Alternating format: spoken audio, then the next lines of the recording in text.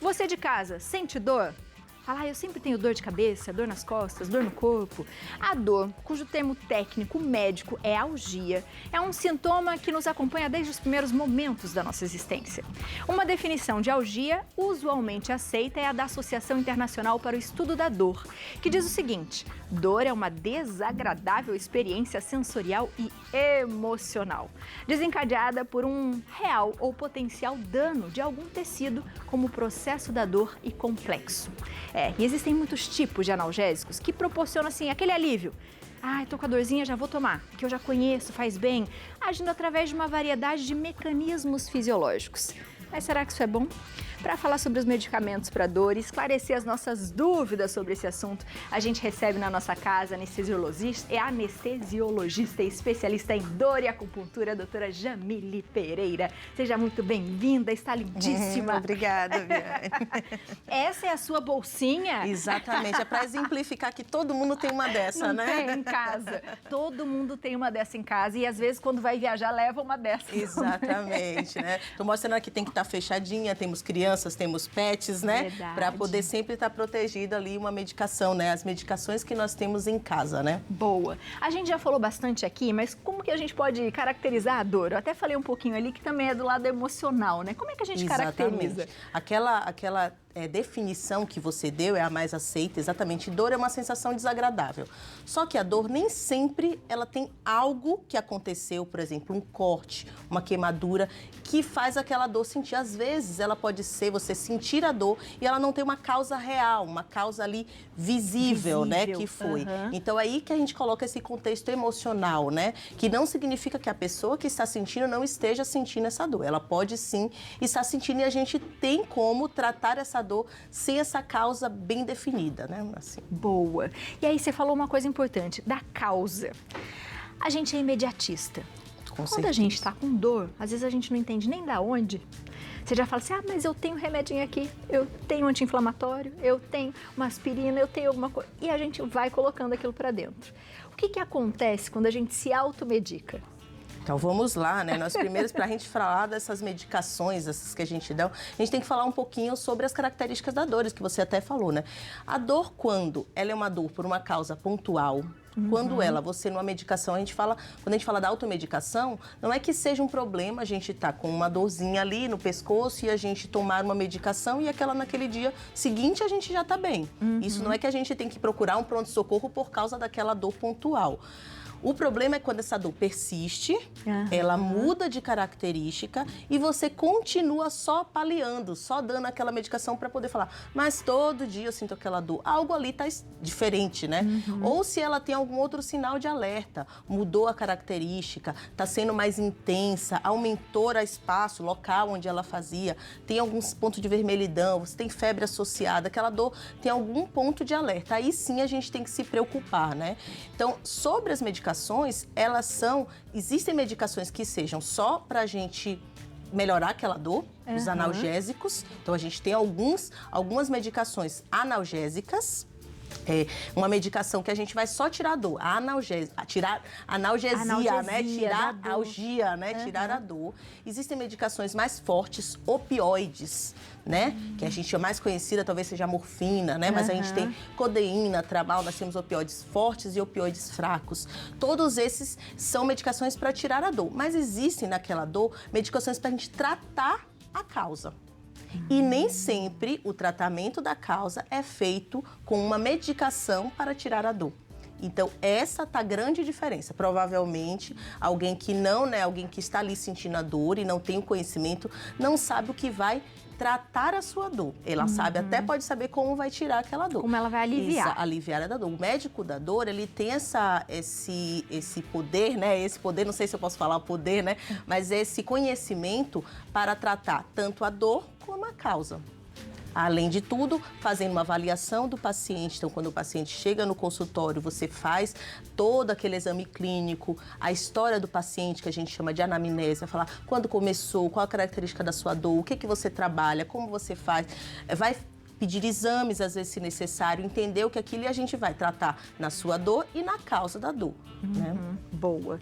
Quando a gente toma muito remédio, a gente mascara? Pode sim, você pode retardar o diagnóstico. Você esperar piorar ou não melhorar com aquela medicação que usualmente você estava tratando e você mascarar sim, né? Você atrasar o diagnóstico. Tem pessoas que vão com a causa da dor, eu sinto dor há 3 anos. Então. E aí, quando essa dor cronifica, quando ela passa, eu sempre dou um prazo para o paciente que procura agudamente, um paciente que aconteceu alguma coisa, fala assim, 3 meses ou 12 semanas é um prazo bom, que é quando a gente começa a considerar, né, não é tão fixo assim, né, mas assim, quando a gente começa a considerar a cronificação dessa dor. Essa dor, ela não está mais aguda, ela não tem mais aquela causa, não tem aquele motivo já tão agudamente. Então, quando ela começa a cronificar, a dificuldade tanto do paciente de melhorar a dor, como a minha, como médica, de tratar essa dor, aumenta. Então, quanto menos tardar a gente faz para poder tratar essa dor, mais fácil de tratar e mais chances do paciente ficar sem dor. Nem toda dor, ela é facilmente tratável. Quem dera, né? A gente estaria assim, nem toda dor a gente vai dar só uma medicação, vai falar ali a causa. Dor é desafiador. Dor é desafiador, né? Desafiador. Então, A gente está emendando as palavras, hoje não vai estar entendendo. Exatamente. Então, assim, a gente precisa, assim, estar junto, precisa ter um contato, precisa entender a causa. Às vezes, se a gente não encontra a causa, a gente continuar buscando, paliando daquela forma, tentar entender o motivo, né? Encontrar, talvez, aquelas coisas que também estejam por trás, né? Não só buscar no físico, né? Talvez as outras questões, né? Psicoemocionais que podem também estar ajudando a perpetuar essa dor. Bom. Nosso cérebro, vou falar uma coisa que é muito interessante. Quando a gente tem uma dor, que a gente está sentindo sentir uma dor, nosso cérebro entende, nossa, eu tenho que avisar que ele está com aquela dor. E aquela dor continua. Ele fala, não, eu tenho que avisar muito mais que eu tô com aquela dor. E aquela dor continua, ele fala, e ele vai até para poder, como se fosse assim, vou salvar meu corpo aí dessa dor. E ele vai aumentando, a gente fala, vai amplificando, é o termo médico. E ele vai fazendo como se fosse uma bola de neve. Ele vai amplificando aquela dor, amplificando. Por isso tem muita gente que fala, aquela dor é uma dorzinha besta e daqui a pouco ela tá muito maior. E às vezes a causa é a mesma. Mas é porque o nosso cérebro entende, eu preciso avisar para esse meu paciente, né, para essa pessoa, que ele precisa fazer alguma coisa. Chega um momento que o nosso cérebro já está ali, está muito grande, que ele sozinho manda aquela dor. Às vezes já curou o que estava causando. Mas ele fala, não, ele entrou num complexo ali que ele começa a enviar os estímulos da dor sem ter uma causa da dor. Nossa, que E complexo. aí a dor, ela começa a ser uma doença. Então, tem pacientes que a dor dele é a própria doença. A gente precisa ensinar esse cérebro a parar de mandar esses envios. E aí tem algumas medicações, tem o tratamento psicoterápico também, que a gente precisa ensinar a pessoa. Vou dar um exemplo bem fácil de entender. O paciente foi um grande queimado, sofreu uma queimadura extensa, aquela pessoa sofreu dores, ela tem que ficar fazendo desbridamento, a limpeza, ela fica numa internação prolongada, ela tem aquele quadro de dor perpetuando por muito tempo. Depois ela melhorou. Se você faz uma iminência de tocar em alguma área, a pessoa até grita. Tipo, ela se protege. O cérebro já entende, ela lembra. Tudo que você for fazer com ela, ele vai sentir uma dor mais intensa do que normalmente você sentiria. Pacientes com câncer, que eu tenho muito, que às vezes ficam ali, tem que fazer o processo de quimioterapia, levam muitas picadas, tem que tomar medicação toda semana. Quando você vai pegar um acesso, uma veia, ele chora às vezes, sem nem você ter começado. O cérebro tem a recordação, ele tem a memória, ele tem a parte emotiva. Tudo está envolvido na dor. Então, é muito importante ter essa sensibilidade, tanto com quem está sentindo. Eu brinco que, às vezes, o paciente, ele tem que se entender, ele tem que se perdoar também. Tudo bem você ficar, assim, sensível e sentir essa dor. Não tenha vergonha, não tenha... E quem está ao redor, familiares, outros médicos que estão lidando com isso, também tem que entender que aquilo ali, aquele estímulo para aquele paciente é completamente diferente do que para você. Então, tem muita gente que não consegue nem entender, mas como? Isso aí não dói nada, né? De uma grosseria, né? De uma não empatia tão grande, né? Não dói em você, exatamente. Então, todos os pacientes podem falar isso, ó, não dói em você, mas em mim, dói, né?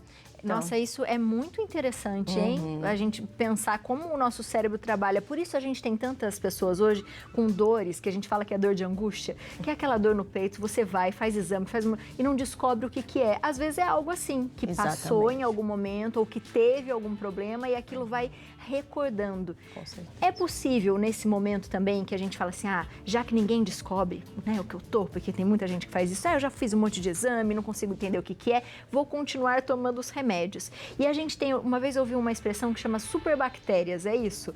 Que de repente, de tanto você tomar aquele remédio, ele começa a não fazer mais efeito, né? Porque o corpo acostumou.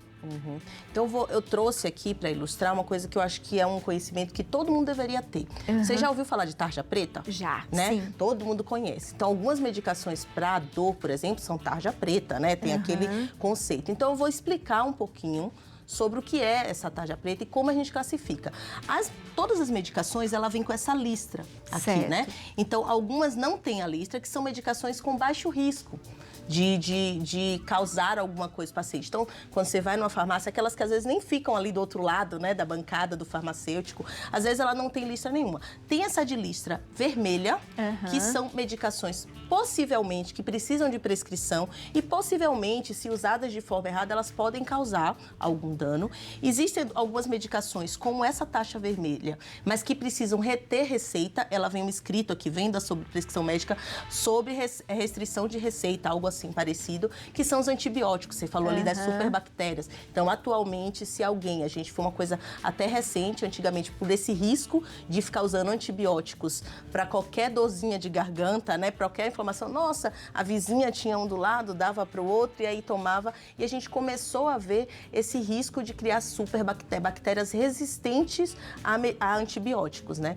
E a gente tem na tarja preta aquela com preto, né, que você precisa de uma prescrição e aquela prescrição é retida o farmacêutico precisa justificar, né? Precisa de um receituário especial.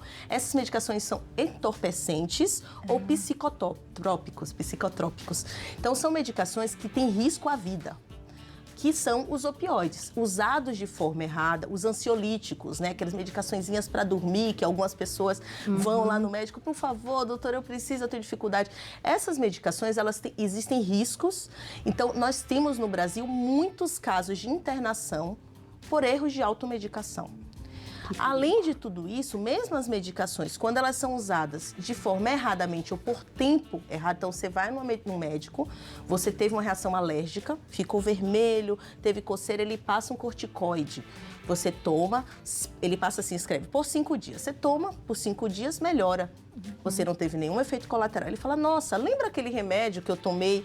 E aí você começa a usar para qualquer vermelhidão, para qualquer coceira. E às vezes é por um tempo, se você ficar usando por mais tempo, você pode ter efeitos colaterais que às vezes você não associa ao uso da medicação. Afinal, você tinha usado e não tinha sentido nada. Mas o corticoide, se usado por mais do que uma semana, ele tem efeitos graves e ele pode lesionar, assim como anti-inflamatórios, que você pode atacar os rins, o estômago, e tem pessoas que ficam usando indefinidamente. O médico prescreve por 7 dias, você consegue comprar, né, sem retenção de receita, e você fica usando.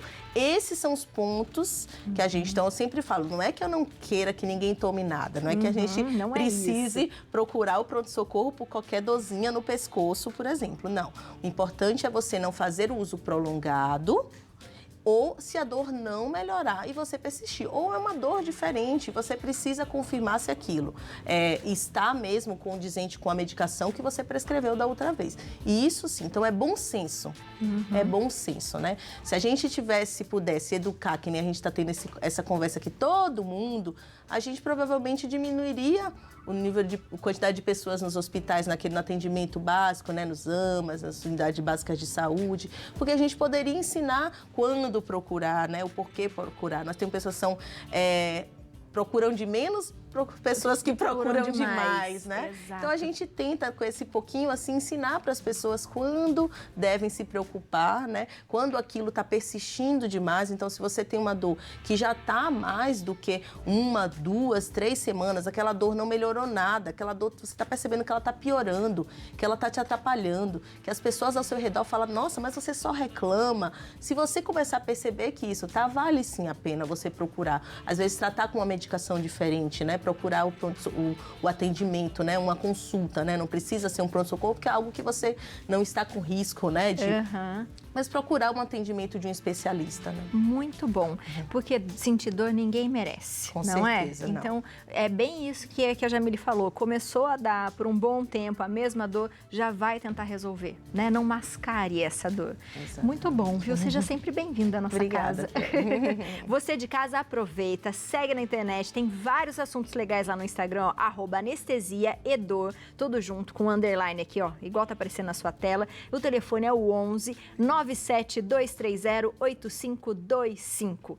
Adorei nossa conversa, muito boa sempre, muito esclarecedora, viu? Obrigada, Viane.